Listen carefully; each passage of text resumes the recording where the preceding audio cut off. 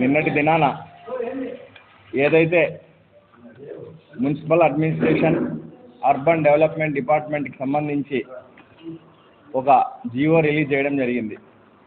కడప నగర మేయర్ సురేష్ బాబు గారిని పదవి నుంచి తొలగిస్తూ ఉత్తర్వులు ఇవ్వడం జరిగింది.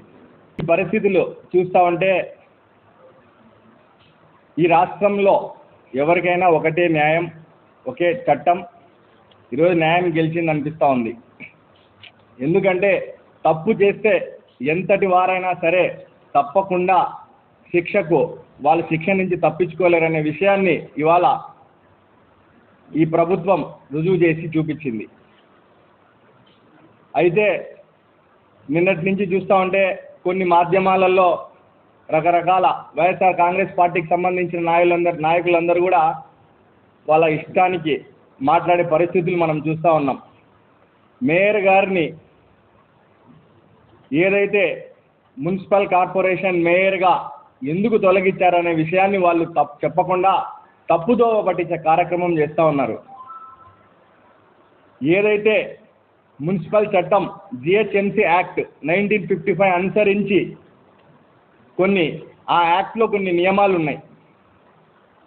ఎవరైతే ఉన్నత పదవుల్లో ఉన్నారో, ఎవరైతే ప్రజల చేత ఎన్నుకోబడ్డారో వాళ్ళకు సంబంధించి వాళ్ళు ఇంట్లో వాళ్ళ కొడుకులు కానీ వాళ్ళ సంబంధించిన భార్య వాళ్ళకు ఎవరైనా సరే వాళ్ళ రిలేషన్ ఏది కూడా ఆ కార్పొరేషన్ పరిధిలో వర్కులు చేయకూడదు అనేది ఒక చట్టం ఉంది. ఆ చట్టాన్ని అనుసరించి నిజంగా ఇన్ని సంవత్సరాలు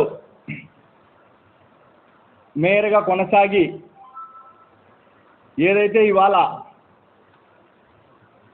ఆ జిహెచ్ఎంసీ యాక్ట్ 1955లో లోబడి వాళ్ళకి తెలియకపోవడం నిజంగా బాధాకరం. ఇవాళ ఆ విషయాన్ని పక్కదోవ పట్టించడానికి రకరకాల ఆరోపణలు, ప్రభుత్వం మీద, ఎమ్మెల్యే గారి మీద రకరకాల ఆరోపణలు. ఎక్కడి నుంచి మొదలు పెట్టినారంటే చెత్త వేసే కార్యక్రమం అని చెప్పి ఏదో. అసలు ఈ కూటమి ప్రభుత్వం ఏర్పడిన తరువాత చెత్త పన్ను రద్దు చేసి ప్రజలందరి దగ్గర కూడా చెత్తను ఫ్రీగా సేకరించాలా అని చెప్పి ఒక నిర్ణయం తీసుకోవడం జరిగింది. అయితే ఆ నిర్ణయాన్ని అడ్డు పెట్టుకొని ఈ కడప మొత్తం శానిటేషన్కి సంబంధించిన వర్క్ జరగకుండా కుట్ర పన్నిన మాట వాస్తవం కాదా అని చెప్పి మిమ్మల్ని అడుగుతా ఉన్నాం. ఆ రోజు ఏదో చెత్త మేయర్ గారి ఇంటి దగ్గర వేయడం, దాన్ని వెంటనే పోలీసు వారు వాళ్ళ మీద పోలీస్ కేసు నమోదు చేసి దర్యాప్తు దిశలో ఉంది కాబట్టి, ఇప్పుడు ఆ కేసు దర్యాప్తు దిశలో ఉంది కాబట్టి ఈ కడప నియోజకవర్గం వైఎస్ఆర్ కాంగ్రెస్ పార్టీకి కంచుకోట లాంటి నియోజకవర్గం కోల్పోవడంతో దిక్కుదోచక ఏదైతే అధిష్టానం దగ్గర మంచి మార్కులు కొట్టాలి, లేకుంటే అధిష్టానం దగ్గర పలుకుబడిని పెంచుకునే కార్యక్రమంలో భాగంగా మేము ఈ కూటమి ప్రభుత్వంతో పోరాటం చేస్తున్నామని చెప్పి అక్కడి నుంచి మొదలు పెట్టడం జరిగింది. ఎప్పుడు కూడా ఏదైతే ప్రజలకు సంబంధించి మంచి కార్యక్రమం ఉంటుందో ఆ మంచి కార్యక్రమం చేయడంలో భాగంగా కూటమి ప్రభుత్వం ఎప్పుడు కూడా ముందే ఉంటుంది. మాట్లాడితే అభివృద్ధి లేదు, అభివృద్ధి పట్టించుకోవాలి, అభివృద్ధి కాకుండా కక్ష సాధింపులు ఇంకొకటి పెద్ద పెద్ద మాటలు మాట్లాడుతూ ఉన్నారు. అభివృద్ధి ఓకే రెడీ. 2019లో వైఎస్ఆర్ కాంగ్రెస్ పార్టీ అధికారం చేపట్టిన తర్వాత 2024 కాలం వరకు ఎంత అభివృద్ధి చేసినారు? ఏదైతే సెంట్రల్ గవర్నమెంట్ గ్రాంట్లు పక్కన పెట్టేసి ఈ రాష్ట్ర ప్రభుత్వం నుంచి ఎంత నిధులు, ఏ సంవత్సరానికి ఎంత నిధులు తీసుకొచ్చి ఏమేమి అభివృద్ధి చేసినారనేది మీరు కూడా చెప్తే మేము కూడా రావడానికి సిద్ధంగా ఉన్నాం. ఎందుకంటే దశాబ్ద కాలాల పాటు వైఎస్ఆర్ కాంగ్రెస్ పార్టీ చేతిలో లోకల్ బాడీ అయితేనేమి, ఎమ్మెల్యే పదవి అయితేనేమి ఇవన్నీ కూడా ఆ చేతిలోనే ఉండడం జరిగింది. ఇప్పుడు ఈ కడప కంచుకోటను బద్దలు కొట్టి ఒక మహిళ ఎమ్మెల్యేగా అవ్వడం అయిన తర్వాత సంవత్సర కాలం కూడా పూర్తి చేసుకోకముందే మీరు ఏం చేసినారు ఈ కడపకి అని చెప్పి మాట్లాడే మాటలన్నీ మొదలుపెట్టినారు. తప్పకుండా ఏవైతే ఈ నగరానికి ఏవైతే అభివృద్ధికి సంబంధించిన పనులు ఏవైతే ఉన్నాయో వాటన్నిటిలో కూడా ఒక అడుగు ముందే ఉంటారని చెప్పి మా ఎమ్మెల్యే గారు మీకు తెలియజేస్తూ ఉన్నాం. ఏదైతే వైఎస్ఆర్ కాంగ్రెస్ పార్టీ 5 సంవత్సరాల అధికారంలో ఈ రాష్ట్రం ఈ జిల్లా వాసి ముఖ్యమంత్రిగా ఉన్న కూడా మనం ఈ నగరానికి శాశ్వత మంచినీటి సౌకర్యాన్ని కల్పించలేకపోయినాం అనే విషయాన్ని మీరు గుర్తుంచుకోవాలి ఫస్ట్ పాయింట్. దాని తర్వాత బుగ్గంకు సంబంధించిన రోడ్ల విషయంలో అయితేనేమి, కడపకు సంబంధించిన భూగర్భ డ్రైనేజ్ విషయంలో అయితేనేమి, ఇవన్నీ కూడా మనం చేయలేకపోయినాం అనే విషయాన్ని మీరు గుర్తు చేసుకోవాలి కదా. ఈరోజు కూటమి ప్రభుత్వం ఏర్పడిన తర్వాత ఏవైతే మీరు రవీంద్ర నగర్కి సంబంధించిన 2 బ్రిడ్జిలు మీరు ఆ రోజు ఏదో ఎలక్షన్ల కోసం మీరు ఓపెన్ చేసినారో ఆ బ్రిడ్జిల్ని ఇప్పుడు మళ్ళీ దానికి అన్ని శాంక్షన్లు తీసుకొచ్చి టెండర్ పెట్టడం జరిగింది. అట్లాగే బుగ్గంకు సంబంధించిన రోడ్లు వేయడం జరుగుతూ ఉంది.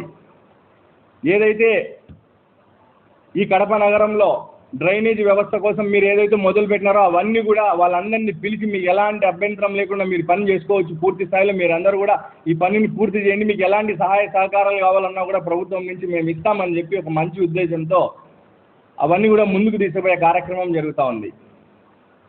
ఇవన్నీ మీరు చెప్పకుండా ప్రజా సమస్యలు పక్కన పెట్టేసి ఎప్పుడు కూడా ఈ కూటమి ప్రభుత్వం ఎప్పుడు వచ్చినా కూడా ఏదో కక్ష సాధింపులు లేకుండా ఇంకొకటి అని చెప్పి మాట్లాడే పరిస్థితికి మీరు వెళ్ళిపోయినారు. దయచేసి మీరు ఈ నియోజకవర్గ కడప నగర ప్రజలైతేనేమి, రాష్ట్ర ప్రజలు ఏదైతే సోషల్ మీడియా చూస్తున్నారో వీళ్ళంతా కూడా, మీడియా చూసే ప్రజలందరూ కూడా నేను చెప్పేది ఒకటే, వీళ్ళు ఏదైతే తప్పుదో పట్టించే కార్యక్రమం చేస్తూ ఉన్నారో, ఏదో కుర్చీకి సంబంధించి వేయలేదు కాబట్టి మేయర్ని తొలగించినారు అనేది తప్పు, అది అవాస్తవము. ఏదైతే మీరు వర్ధిని కన్స్ట్రక్షన్స్ అనే పేరుతో మీ అబ్బాయి మీ భార్య గారు వాళ్ళు ఏవైతే అక్కడ వర్కులు చేసినారో అది జిహెచ్ఎంసీ యాక్ట్ 1955 ప్రకారం అది విరుద్ధం కాబట్టి దాన్ని సంబంధించి ఈరోజు ప్రభుత్వం ఒక నిర్ణయం తీసుకోవడం జరిగింది. అంతే తప్ప మీరు చెప్తా ఉన్నట్టు ఏదో కక్ష సాధింపులో మిమ్మల్ని ఏదో బలవంతంగా, ఇప్పుడు ఏదైనా ఒక విషయం ఉన్నప్పుడు ఒకవేళ ఒక వ్యక్తి పైన కక్ష సాధింపు చేయాలన్నా కూడా ఏదో ఒక అవకాశం ఏదో ఒక అంటే రైల్గా ఒక ప్రూఫ్ దొరికితే తప్ప ఎవరిని ఏం చేసే పరిస్థితి ఉండదు కదా. ఏదో మనకు నచ్చితే మనకి ఎవరి మీద వాళ్ళ మీద కోపం వచ్చిందని వాళ్ళని ఏదో తీసేసేది, అది మన చట్టం మన చేతుల్లో ఏమి ఉండదు కదా. కాబట్టి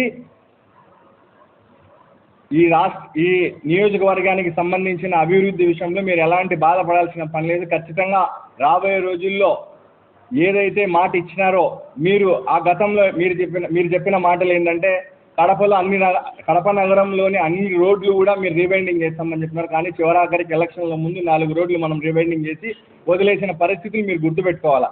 తప్పకుండా రాబోయే రోజుల్లో నియోజకవర్గానికి సంబంధించిన ప్రతి ఒక్కటి కూడా గతం కంటే కూడా గొప్పగానే జరిగే కార్యక్రమం జరుగుతాయని చెప్పి మీకు తెలియజేస్తా ఉన్నా. నిన్నటి దినం మేయర్ సురేష్ బాబు గారికి ఒక జీవో ఇవ్వడం జరిగింది, ఆయన తొలగించినట్లు. ముఖ్యంగా కడప కార్పొరేషన్ పరిధిలో 50 మంది కార్పొరేటర్లు, 50 మంది కార్పొరేటర్లకు గాను ఒక కార్పొరేటర్ తెలుగుదేశం, మిగతా వాళ్ళు వైసీపీ. ఏ రోజు కూడా ఏ కార్పొరేటర్కు జనరల్ బాడీ మీటింగ్లో పూర్తిగా మాట్లాడే స్వేచ్ఛే లేదన్నమాట. ఏ రోజు ఏ పాయింట్ గురించి మాట్లాడినా, నీటి గురించి అడిగినా, శానిటేషన్ గురించి అడిగినా, దేని గురించి అడిగినా ముందు కూర్చో అంటాడు. మాకు ఏ రోజు స్వాతంత్రం లేదు, కార్పొరేటర్లు మాట్లాడింది లేదు.